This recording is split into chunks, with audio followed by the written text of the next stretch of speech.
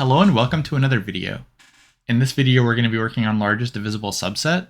And in the problem, you're given a set of distinct positive integer nums, and you want to return the largest subset answer, such that every pair of elements of the subset satisfies this constraint. If there's multiple solutions, return any of them. So in the first example, 1 and 2 is true because 2 mod 1 is 0. And in the second example, 1 and 3 is true because 3 mod 1 is 0. And in the second example, or I guess, sorry, in this first example, either one of these is true. In the second example, it's this whole thing because the bigger number mod the smaller number will always be 0 because all these numbers are multiples of, like 8 is a multiple of all these things.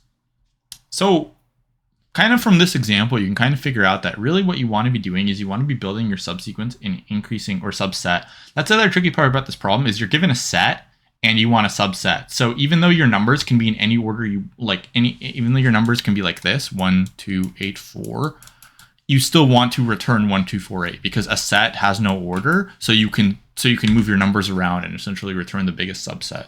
So what you want to do is you want to sort your numbers in increasing order. But notice how this is the way we're going to want to build. So we'll have some numbers. This is the main thing you need to figure out for this problem. We'll have some numbers. Let's say we do have 1, 2.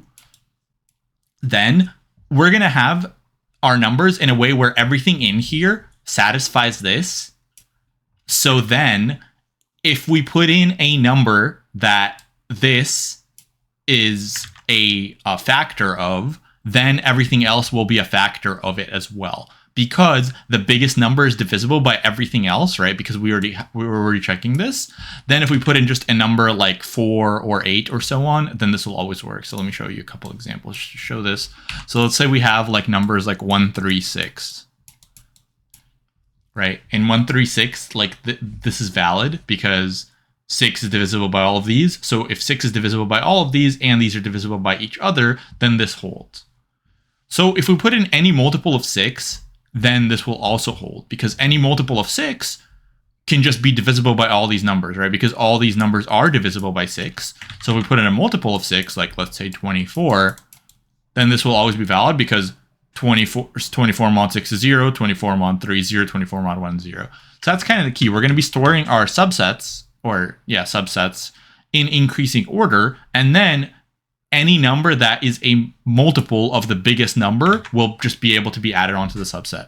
But if we add a number like 14, then this won't work, right? Because 14 is not a multiple of 6.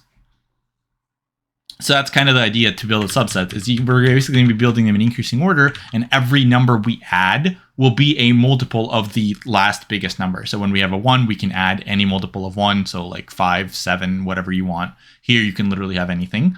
But once you add a 5, then the next number has to be a multiple of 5 for this to be true. So let's say we have 10. Then the next number has to be a multiple of 10 and so on and so on and so on. So that's how you build your subsets, and they can be in any order we want. So we're going to sort our numbers beforehand. So let's look at an example. So here we have some sorted numbers. And basically what we can do is for every number, we can just check, let's say we're on this number, we can just check previous numbers and say, hey, am I a multiple of this number? Am I a multiple of this? No, then I can't add it to that subset.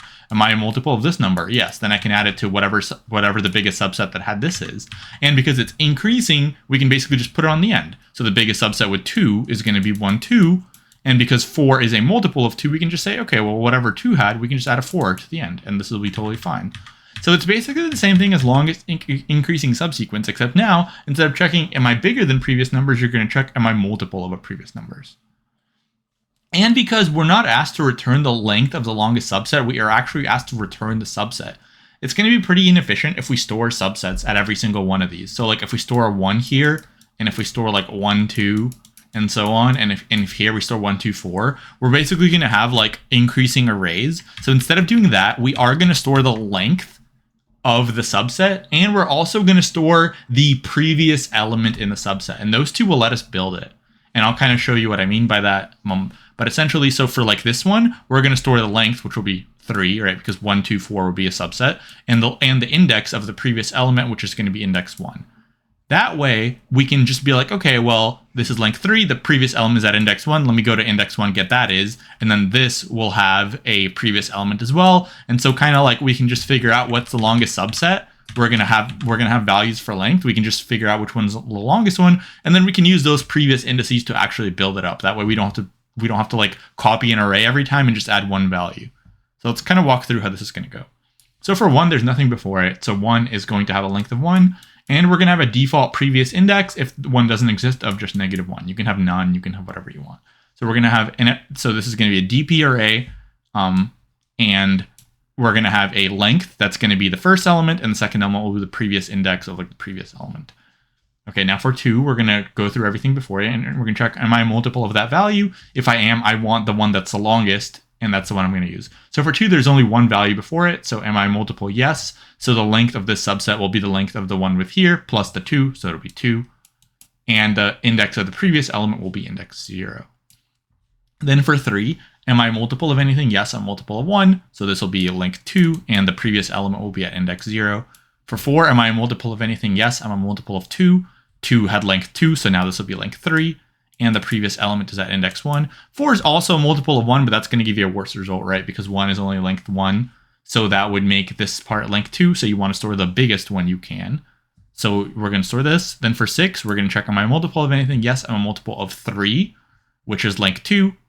So this is going to be length 3, and it will be at index 2. And I am also a multiple of 2, which is also index 2. So either one of these would be valid, right? So either length 3 with this one as the previous element, or length 3 with this one as the previous element. And you're going to notice it doesn't really matter. Like if we have 1, 2, 6 or 1, 3, 6, those are both valid. But because the next element has to be a multiple of 6, it doesn't really matter which one of these you store. Like the next element has to be a multiple of 6. And either one of these are factors of 6. So you can store either one. It doesn't matter at all. Like those are going to be both valid outputs. And then for 1, that's going to be strictly worse, right? Because that's only length 1. So we're not going to want to use that one. Okay, so for 8, we're going to check what's the multiple of. And the best number is going to be the multiple of 4. So 4 had a length of 3. So now this is length of 4. And the index of 4 is at 3. And like I said, we can also use 2 and 1, but those are just strictly worse than 4 because those are going to be smaller. So when we go to these, they are going to be checked, but these are going to be shorter. So our final result will be this one here. Then for 12, the best number is going to be 6, going through all of its children or all of the things to the left, because that's going to be the longest one of length 3.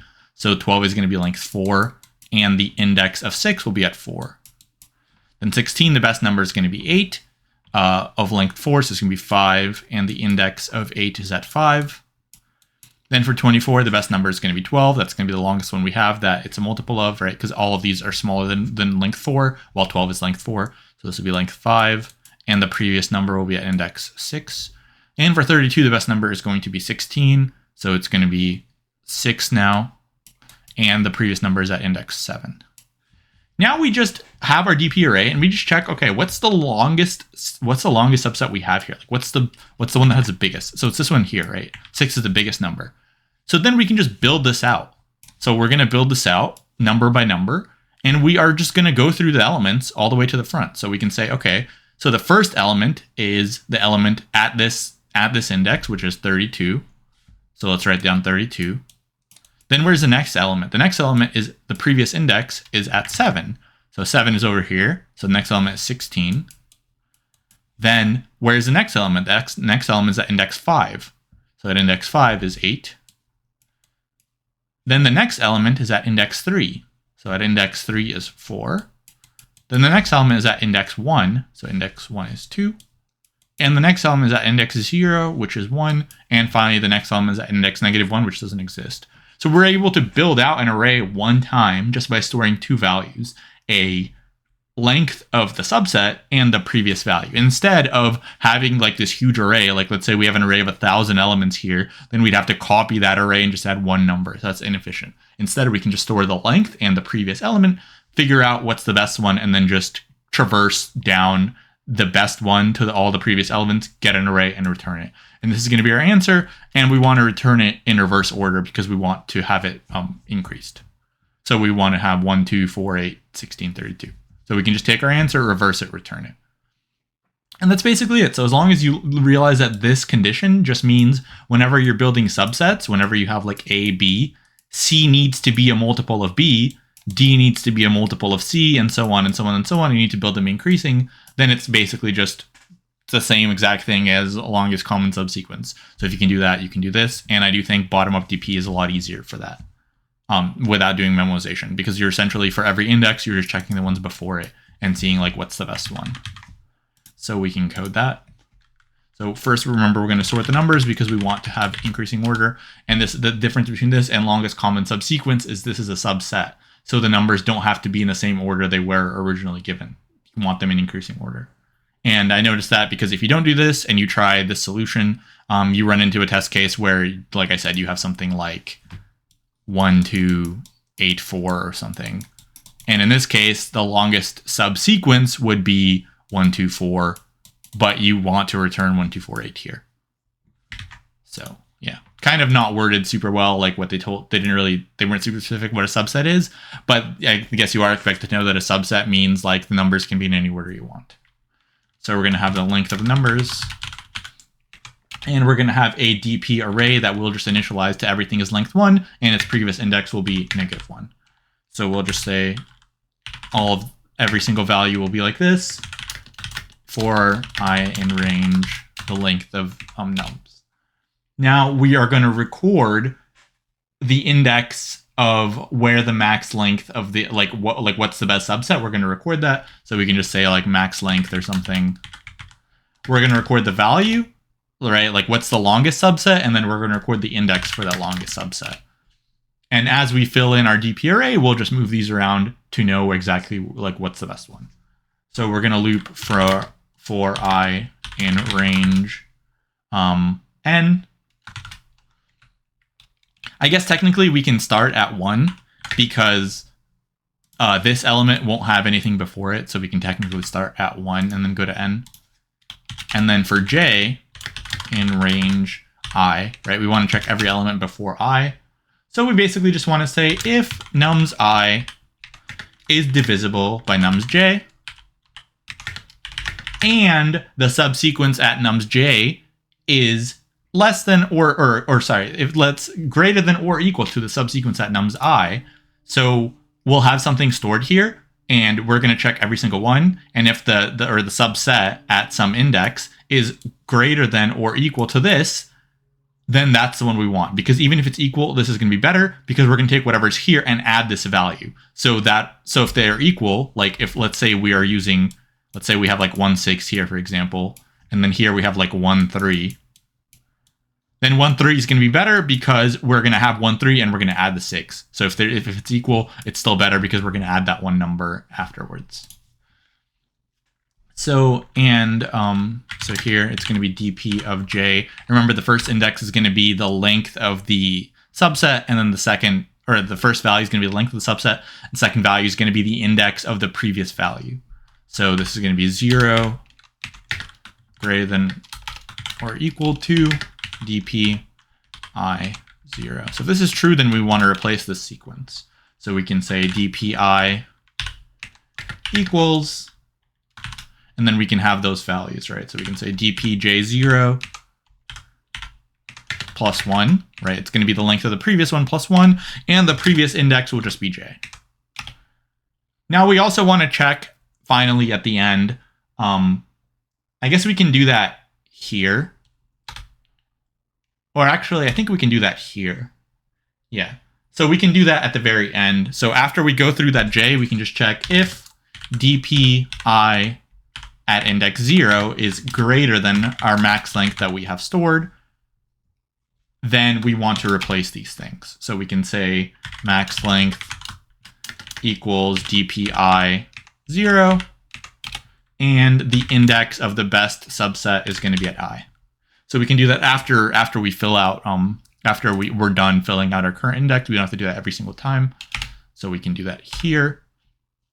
And finally, we're going to have a result array, and we're going to have our current index be index. So essentially now max length is going to be the length of the best subset, and index will point to the index of the best subset. So now what we have to do is we know where the best subset is. Let's say it's here. Now we just have to basically traverse down the values, traverse down these previous indices until we get out of bounds. So we traverse down previous indices and build up our array and then return it in reverse.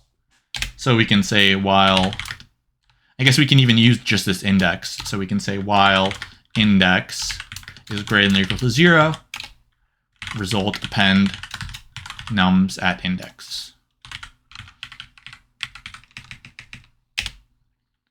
And then we will update our index. So index will be dp of index 1. It's going to be the previous index. And finally, we want to return the result in reverse order. So return result like this. And that should be good. So let's see.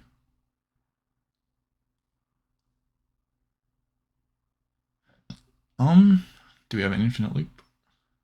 Maybe. Let's see.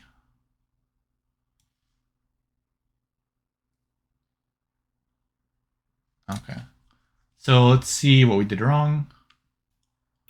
Okay, so it looks like what we did wrong was, so DP needs to be initialized with a length of 1 for every item, and the previous index needs to be -1. So we had that backwards. So it should be this way. So now we can submit. And there we go. And you can see it's pretty efficient and it's pretty space efficient. So maybe you can do like a few more things to make it like a little bit better, but it's roughly as good as it's going to get. Like the best solutions are like 170 or something. This is close enough. And the space is very good now.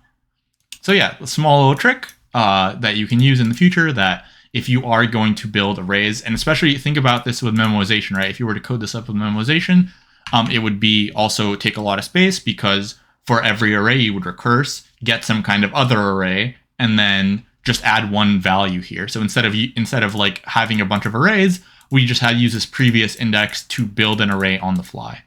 So let's go through the time and space for this. So essentially, this is basically like an n² solution, right? Like for every number, we're checking every other number. So that's n². And space now is O of n as opposed to n², because at every single index, instead of storing an actual subset, we are only storing 2 values. And then we're building out our result on the fly. So it's going to be a lot more efficient. Yeah, and I think that's going to be all for this one. So if you did like this one, please like the video and subscribe to the channel. And I'll see you in the next one. Thanks for watching.